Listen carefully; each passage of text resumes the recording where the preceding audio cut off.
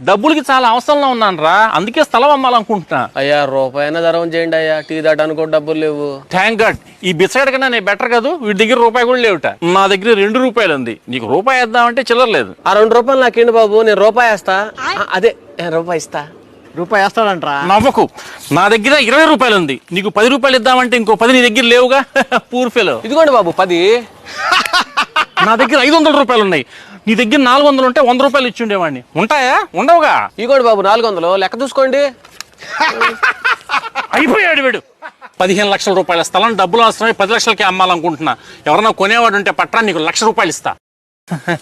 తెల్లమొహం వేసాడు, ఆగిపోయాడు. అరే పాపం రా, వదిలేరా. సరే ఆ స్థలం నేను అమ్ముకుంటాను. ఎంత అన్నారు? 10 లక్షలు కదా. మీరు నాకు ఇస్తానన్న 1,00,000 తీసుకుంటున్నాను. ఇదిగోండి మిగిలిన 9 లక్షలు. అరే సార్, రిజిస్ట్రేషన్ ఎప్పుడు పెట్టుకున్నాను సార్? నన్ను ఎప్పుడు రమ్మంటారు? డబ్బులకి చాలా